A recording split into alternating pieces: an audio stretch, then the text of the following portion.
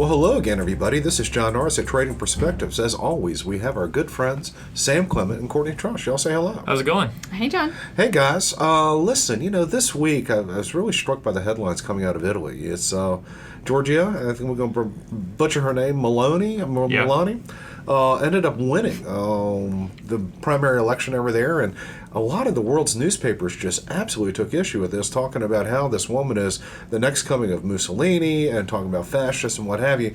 Now, whether she is or not, I think that remains to be seen, but I'm pretty certain there's a little hyperbole in this headlines. But this comes really kind of after Liz Truss up in the UK comes out with a far more pro-business agenda than her predecessor Boris Johnson, who said he was right but ended up kind of governing from the left a little bit. And then when you take a look at what's going on in Poland, Sweden, even Hungary, and a lot of countries just really throughout Europe, let alone the potential for a red wave everyone's talking about here in the United States, what is going on, guys? Where all of a sudden, all the internationalists and all the sort of left of center are seemingly under attack. Well, what's that quote? It's the economy, stupid. All right. Well, thank you so much. Thank you all so much for listening. I always love to hear from y'all. There's some truth to it, though. I mean, at the end of the day, that's what the majority of people vote on, whether consciously or kind of subconsciously. And the economy is, there's rough parts of it, especially in other countries, and whether it's crime. You're just seeing a lot of friction in a lot of countries. And a lot of the issues we're dealing with here, I think we've learned aren't unique to us and our policy mistakes over the last couple of years. It is something that is going on across the globe. Well, maybe a little bit better of a quote that I'll just quote our own John Norris, is that he says, the president or leader gets more credit than they deserve, and they also get more blame than they deserve. And I think when people see the effects on their pocketbook and their way of living, then they're more reactive and they want immediate change. And their way of doing that is being able to vote. And so if someone's promising them something different, that's all they want, right? Something different than what they have, whether that's going from Republican to Democrat or Democrat to Republican or right to left, whatever that looks like. And, being in England or London, it wasn't that people were talking so much about Liz Truss. Which, by the way, is absolutely no relation to our own Courtney Truss. No, the verdict's still out on that or the jury's still out. I always mess that up. It's okay. But apparently, several years generation, there might be some family relation. We're not quite sure. Okay.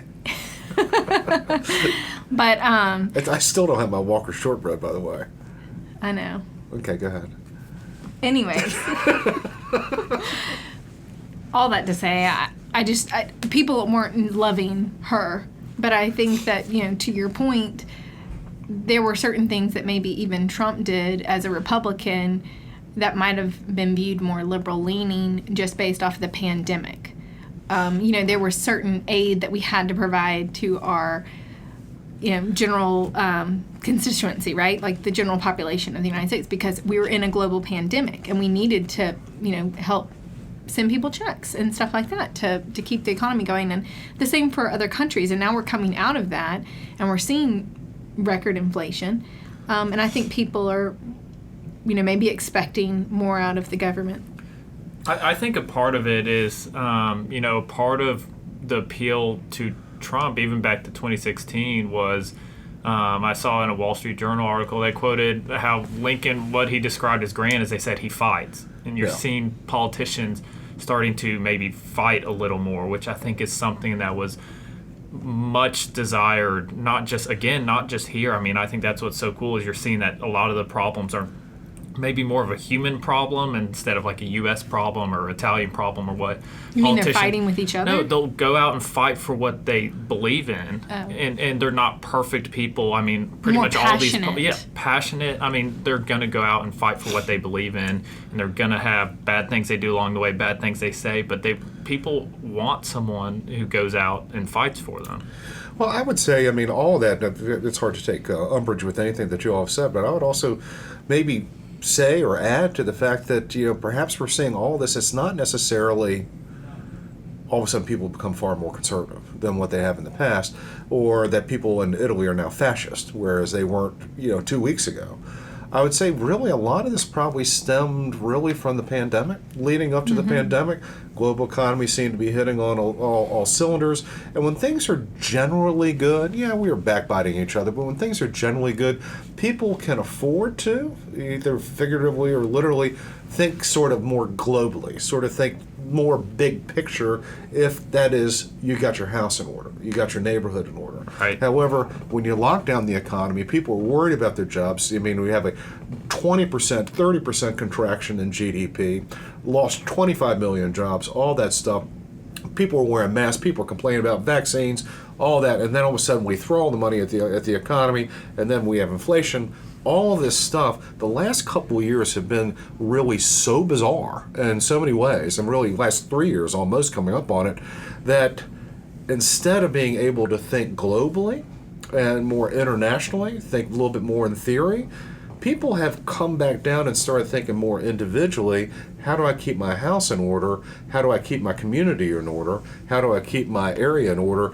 And aren't necessarily, in my estimation, thinking quite as much global as they used to be. Right. Global's down at the bottom, state, region, and then all of a sudden country, and then internationally. And that's kind of what we're seeing. People are just really kind of responding, in my estimation, this is my opinion only, to human nature. Yeah, absolutely. I mean, when Carville was talking about it's the economy stupid, his point was that's something that impacts everybody. It's almost that fight or flight, that defense mechanism. When things are great, you can start worrying about other problems, but when things aren't great, I mean, it's the human body's reaction is to protect itself and do what's most important for it. I'm going to protect mine. Yep. Yeah, and so it's hard, when you see 8+% inflation still, negative GDP, I mean, sentiment being so awful, it's hard not to focus on the things that actually impact you instead of maybe some societal issues that you believe in but aren't as important to you as of right now. And that shows up in the data. I mean, over 50-60% usually right now, especially, are saying that the economy is the number one issue for what they're going to vote on. Beating crime, beating abortion, beating all these other things that are in the news and can be important to people. Yeah. But it's kind of less important when you're worried about losing your job and what that looks like. Yeah, putting food on the table and all that stuff. And Courtney, I mean, you can riddle me this one. What is more important to you? Being able to perform, being able to provide a nice home life, enough food on the table, clothes on the back, roof over the head. I got that lecture quite a bit when I was a child. Just roof on the back. Roof on the back. There you go.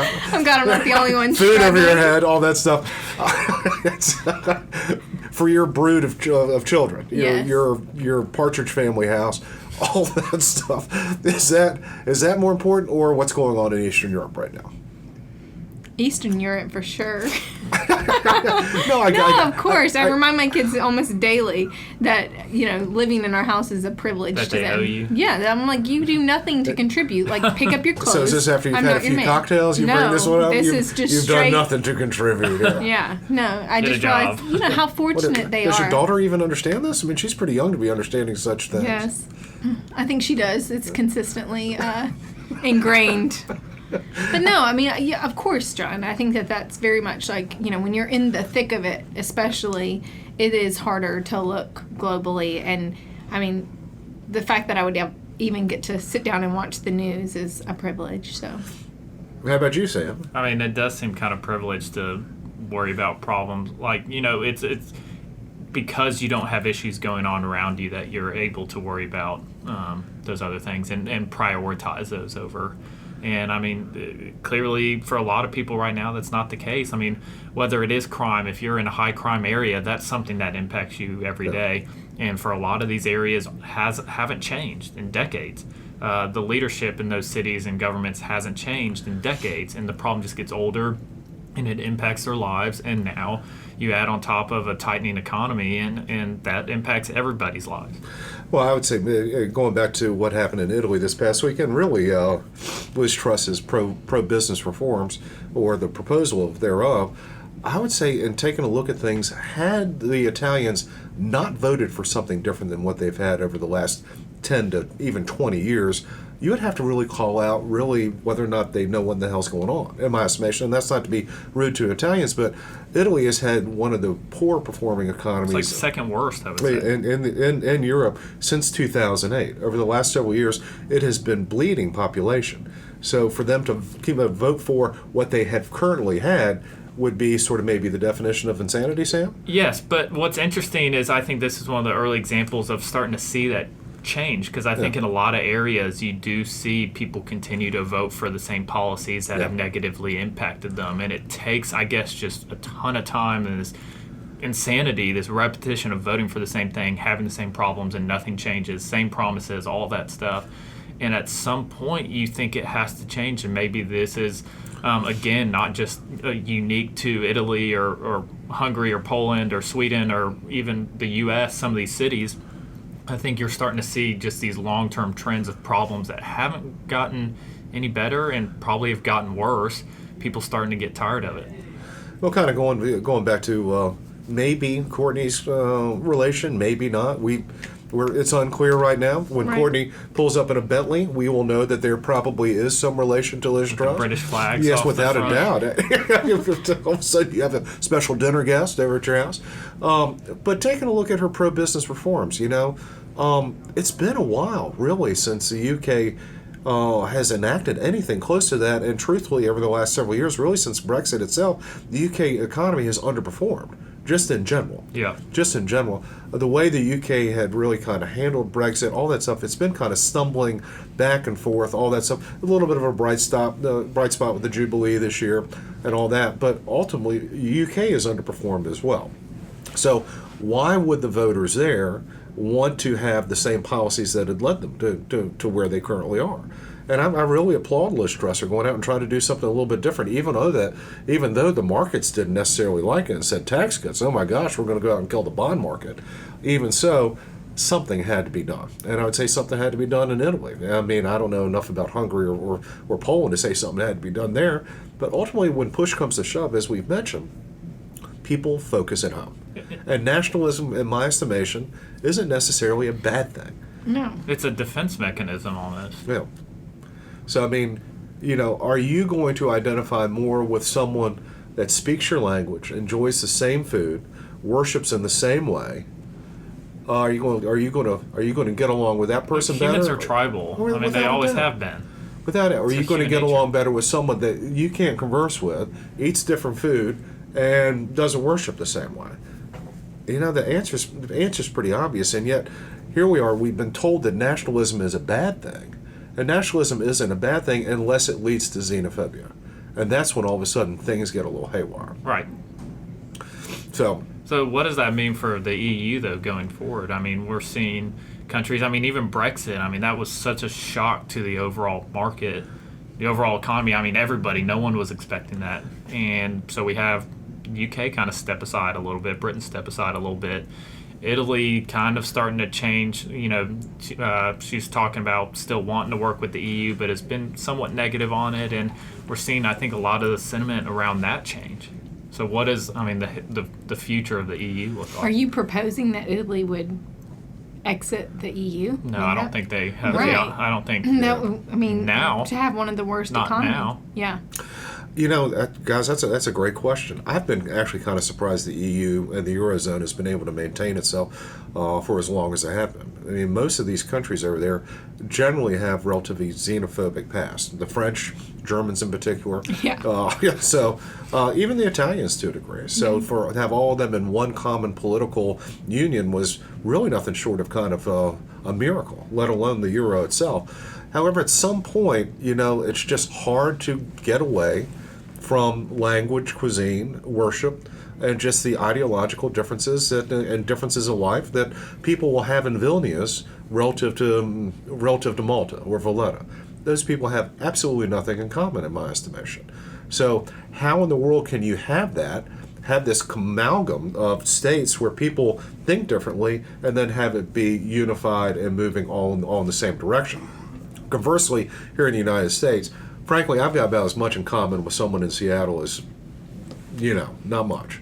However, someone in Berlin? Well, maybe not quite that much. But the thing is, we speak the same language, Somewhat. Somewhat. We enjoy maybe the similar types of entertainment. We have the same flag. We have something in common. That's what makes the United States as unique as it is the fact that we have a whole continent of people that are historically been moving in the same direction, which is much different than what have seen throughout history over in Europe. But I don't know. I guess to play devil's advocate a little bit, I mean, part of what's unique about the United States is that we're like a salad bowl, right? We're not a melting pot. We don't merge all of the cultures into one, but we can accept different cultures, and I actually think it's refreshing and fascinating to learn about different cultures. I still think that you can have nationalism where you're like having, and I think we see that every time we have the Olympics, and maybe not this past Olympics for whatever reason. We've talked about that before, but like in general, when it comes to national pride, supporting a team, that brings people together. But I don't know that I would just say that we wouldn't have anything in common with someone who doesn't, have the same religion or the same, food taste or, I think nationalism is not just that. I mean, I feel like, especially for the United States. Nationalism to me is making sure your number one priority is that your house is in order. Right. Doesn't mean you don't try and help others out, but it means it's what everybody here does. They take care of their family first. Right. And then if you have anything left over, then you'll look outside of that. And I think the problem that a lot of people have experienced is that the priority of their own government is not making sure their own house is in order. Well, when you look at bills being passed and it's for a lot of foreign aid, then it gets frustrating when you're looking at your own struggles. And like when you're talking about crime or something like that could use more funding, and you're like, why are we supporting these random efforts in other countries? I mean, the soon-to-be Italian prime minister most likely is already talking of proposing a naval blockade. What does that mean? For illegal immigration into the country. I mean, that's been an issue for them, or at least a lot of people there feel as if that's been an issue, and there hasn't been anything done about that. And I don't think anybody is against immigration. I mean, countries need it. Like you said, Italy's been bleeding population. So basically they're bleeding Italians, and then they have foreigners coming into the country. Pretty much. And so I think a lot of people that probably feel some of those issues and feel nothing changing about it don't feel like people have prioritized keeping their own house in order. Makes sense. Yeah, it makes sense, and we see it throughout the entire world. Now, I'll go back to an analogy that Courtney just used, and this could be one of those generational differences. And Sam, Courtney's already let us know what she thinks. When I was growing up, we were taught, indoctrinated, that the United States was a melting pot. Yeah. Bring people in, stir them around, and it becomes a great bouillabaisse or what have you. However, within the last, I don't know how many years, we've gotten away from the melting pot, and we talked a little bit more about the salad. However, I think that works as long as the tomato that you put into the salad realizes it's part of the salad. The bowl, yeah. Yeah, and all that stuff, as opposed to I'm a tomato first. Sam, what does your generation think about the differences, it's so easy for me to say, the differences between a melting pot and a salad?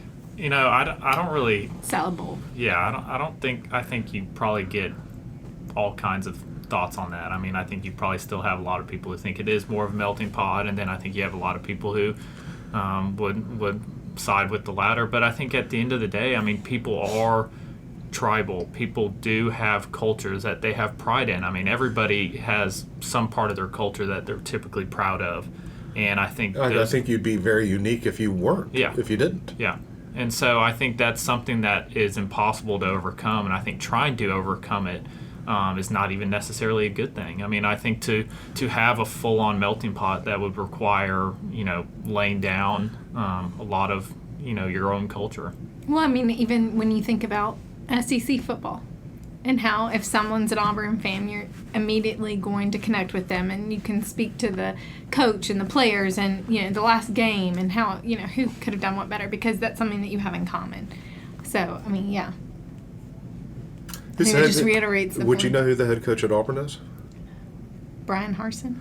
part. That's pretty good. What do you think? Impressed. All right. Okay. I don't think he's going to be the head coach for much longer. Well, but. hey, listen, Courtney's thoughts and opinions are hers alone. And Well, all that. I know people have gotten negative feedback on saying that, but Okay, he's I'm never going been. to ask you a different question. You mentioned SEC football. Nick Saban is the coach at Alabama. You're very clever, and you're right about that. I was going to ask you, who's the head coach at Wake Forest? The Demon Deacons. I know you know who the head coach is. Do you know who it is? No. All right, there you go. Well, guys, What's thank your you. alma mater? Well, of course it's my alma mater. I mean, Well, who is it? A guy named Dave Clawson. Okay. Best coach we've ever had. Well, we're going to win the ACC championship this year. All that stuff. Yes. We're a football school. All that stuff. Just don't go after our guy, Sam. You catch my drift? All right, I got you. All right. Well, guys, thank you all so much for listening. We always love to hear from you all. So if you have any comments or questions, please, by all means, let us know. You can always reach us at tradingperspectives@oakworth.com, or you can leave us a review on the podcast outlet of your choice. As always, if you're interested in reading more, hearing more of what we have to say or how we think, by all means, go to oakworth.com, take a look underneath the Thought Leadership tab, and find all kinds of exciting information. All right, guys. Gives you all a last chance to talk about this exciting topic. That's all I got. That's it, John. That's all I've got today, too. Y'all take care.